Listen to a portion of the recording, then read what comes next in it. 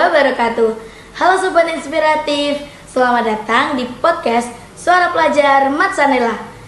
Ngobrol santai tapi penuh makna bareng teman-teman hebat dari madrasah kita.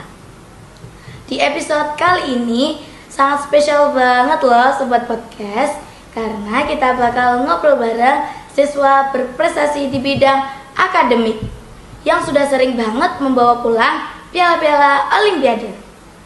Betul sekali, bukan cuma membanggakan diri sendiri, tapi madrasah juga ikut bangga.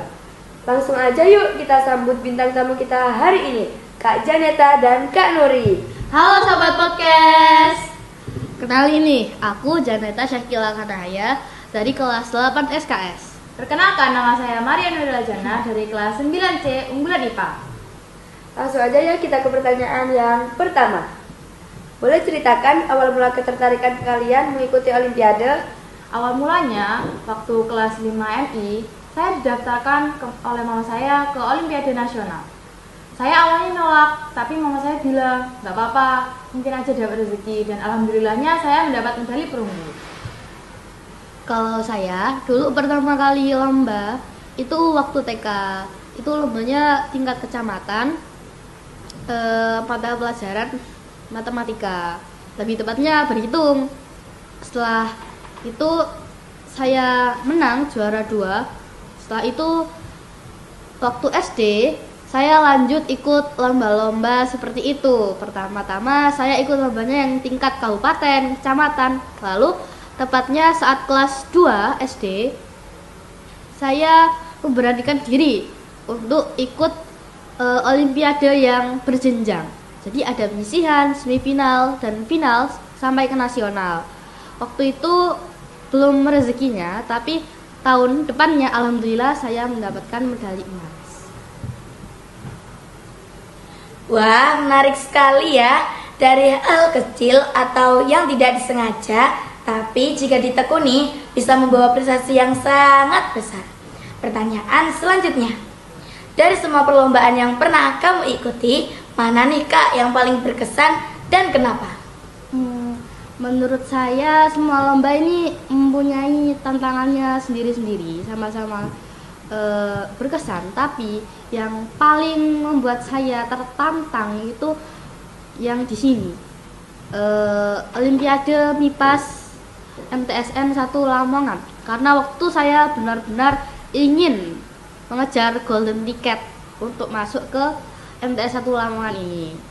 Waktu itu kelas 5, saya masih belum lolos ke semifinal. Saya urutan ke-17, tapi yang lolos tuh hanya 15. Saya sangat kecewa. Akhirnya waktu kelas 6 saya coba lagi dengan ambisi yang lebih kuat karena harus dapat golden ticket. Akhirnya alhamdulillahnya saya dapat juara 3 di Olimpiade Matematika. Nah, itu finalnya itu kan sudah cermat ya. Saya head to head dengan anak dari Lumajang yang itu adalah pemenang peraih medali perak OSN nasional.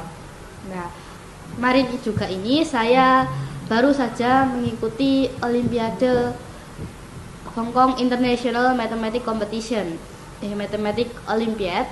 Nah, alhamdulillah saya mendapatkan medali silver. Kalau menurut saya, yang paling berkesan waktu saya menjadi finalis di Genius English Competition, kalau nggak salah, yang diadakan di Universitas Macung, Malang. Saya sangat-sangat deg-degan waktu itu, soalnya finalisnya juga lumayan banyak dan sangat jago-jago semua.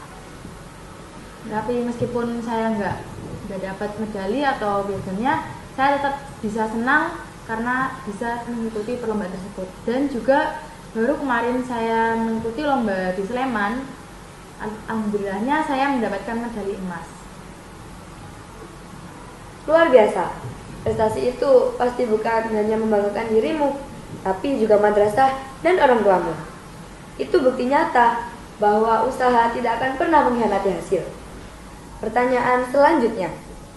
Bagaimana cara kalian membagi waktu antara belajar untuk Olimpiade dengan kegiatan sekolah dan kegiatan sehari-hari? Kalau saya biasanya selipin. Jadi habis maghrib saya belajar buat keperluan sekolah besok, dan habis sisanya saya langsung lanjutin belajar buat olimpiade selanjutnya. Saya biasanya melihat video di YouTube buat cari-cari materi. Jadi itu cara belajar saya. Kalau saya itu selalu mengutamakan tugas sekolah ya. Setelah saya mengerjakan secara tuntas semua tugas sekolah, baru saya kerjakan yang lain. Saya biasanya itu meluangkan waktu sekitar 30 menit setelah belajar sekolah untuk belajar olimpiade matematika. Nah, biasanya itu saya belajar 30 menit sebelum tidur atau 30 menit setelah bangun.